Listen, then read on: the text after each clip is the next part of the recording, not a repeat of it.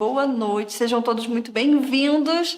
Eu sou a Ana Lu, sou aqui do Instituto ITARD, eu acredito que todos podem aprender. Então, já que a gente vai falar sobre erros comuns, eu trouxe aqui o primeiro erro. E ele é muito comum, de verdade, é o tamanho da folha da nossa atividade, tá? Aqui eu só tô falando do tamanho da folha, literalmente. Eu pergunto, né, e te deixo aí você se respondendo, como é o tamanho da atividade, da folha da atividade que você entrega para o seu aluno? Vamos lá, eu trouxe aqui 2 exemplos. E esses exemplos são daqui de dentro de casa, não peguei na internet. São o caderno da Sofia e o caderno do Gabriel, tá? São atividades que estão acontecendo agora, este ano letivo. Exemplo 1. Olha só essa folha, pessoal. Esse aí é a página do caderno do Gabriel. E essa atividade aí é uma atividade que ele fez hoje. Foi uma atividade para casa para ele. O Gabriel não é alfabetizado ainda. Ele está no 1º ano. E o Gabriel tem TDAH. E aí, as atividades geralmente do caderno dele são desta forma aí que vocês estão visualizando. Então, o que a gente consegue notar? Que o tamanho da atividade é totalmente desproporcional à página do caderno, à folha do caderno. Aí também acontece dessa forma. Alguém aí está entregando atividade nesse formato? Eu, particularmente, acho um péssimo formato. Porque se você está dando uma folha que é para ser colada no caderno, então, por que não ocupar a página do caderno? Né? Porque é um desperdício de espaço e é um desperdício de aprendizado, né? Porque o seu aluno poderia ter um... Olha só, ele não é alfabetizado, né? Então, noção de espaço, às vezes... Eu até comentei isso já na outra live, quem está acompanhando, tá? Como é pequeno para escrever, pequeno para... Visualmente, por uma leitura visual, ali, olha, observa que tem algumas imagens e eu achei muito pequeno. Comentem comigo também o que vocês acham também. E eu trouxe um outro exemplo sobre tamanho da atividade. E aqui a gente tem, aqui nós temos uma folha no caderno da Sofia, tá? Esse é o caderno de matemática da Sofia. A Sofia fez uma provinha e aí colou no caderno. É um tamanho de folha ofício A4, ok, eu concordo em usar, mas eu discordo, discordo em um aluno ter que dobrar a folha do caderno dele, dobrar as folhas para colar no caderno, tá? Eu tô com o caderno da Sofia aqui. Sabe por quê? Porque olha só, se eu já tenho um espaço, você, o educador, você itardeira, você é capaz, você é capacitada para fazer uma atividade do tamanho que vai pegar aqui as margens e vai ficar um tamanho ok. O que eu ganho com isso? Eu ganho organização.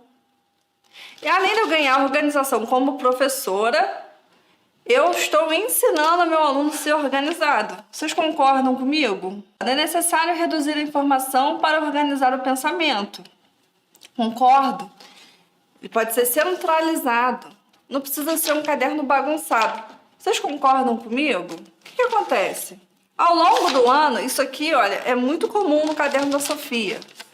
Eu estou aqui num caderno aberto com 2 folhas coladas. O que vai acontecer com esse caderno? Esse caderno vai ficar desse tamanho.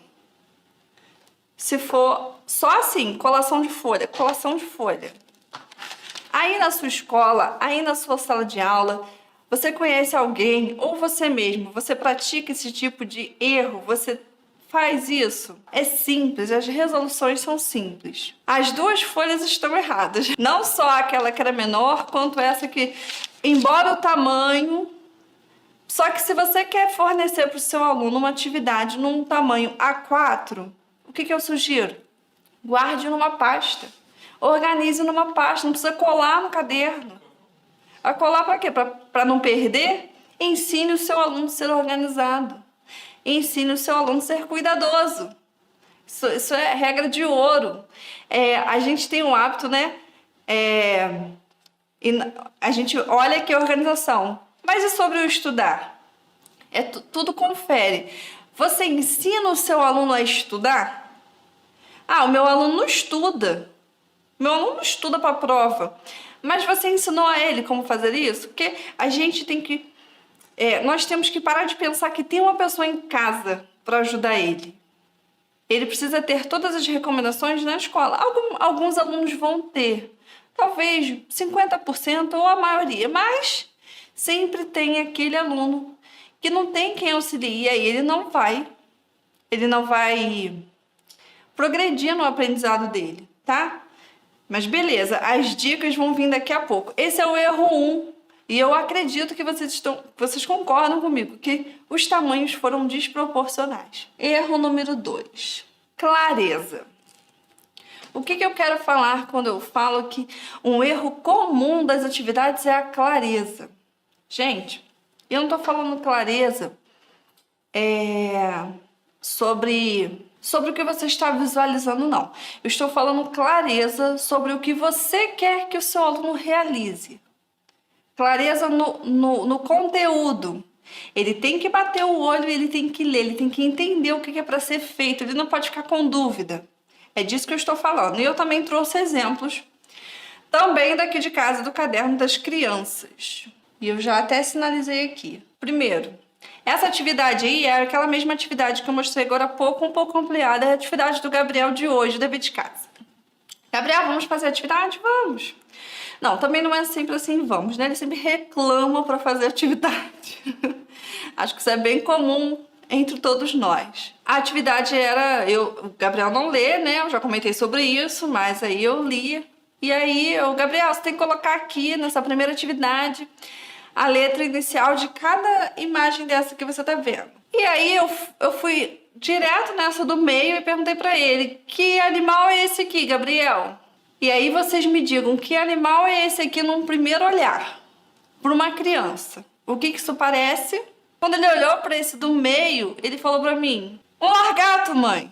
Não parece um largato? Não é um largato? E ele conhece como largato. Vamos explicar que isso, né, tem nome. É iguana. Não, era muito difícil colocar um índio. Ainda bem que as pessoas possuem internet para pesquisar ali, tirar uma dúvida. E se ele levasse com a letra L para a escola, a professora ia perceber, né? Ou seja, quando eu digo clareza, eu quero dizer que o que você colocar ali, eu tenho que bater, o seu aluno tem que bater o olho, ele tem que entender. Eu não posso dificultar, tá? Dificultar a atividade, dificultar que ele aprenda. Não precisa ser lindo, né? Entre aspas, mas tem que ser claro, tem que trazer clareza. Concordam comigo?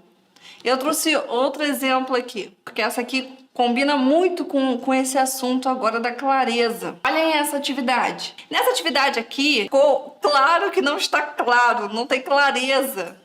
O texto que era para se ler, o i está no índio. Mas o Gabriel bateu o olho e leu oi. Ele não é um leitor ainda, mas ele já lê os encontros vocálicos. Oi, ai, eu, ui. Então, ele, olha, mãe, tá escrito oi. Aí então, Gabriel, mais uma vez tive, né, que ali conversar. E como poderia estar escrito para ficar claro? A letra I está no índio. Na irmã e no irmão, na ilha e na igreja, no ioiô e na injeção. Enfim, isso é uma coisa que com certeza traria confusão ao seu aluno. E aqui na parte de baixo dessa atividade, a gente consegue observar também que outros desenhos trouxeram confusão, porque o jabuti ele leu como tartaruga, o caqui ele viu como laranja ou tomate, porque caqui não é uma fruta muito comum de criança ficar comendo, pelo menos aqui na nossa região. Não que ele nunca tenha visto, mas acho que ele também nunca comeu. Mas entende que aí não tem memória, não vai saber. E o táxi, ele embora, ele não errou. O táxi poderia ser confundido com um carro. Faltou clareza para essa atividade também. Então, quando eu digo que um erro é clareza, o que eu quero dizer é isso.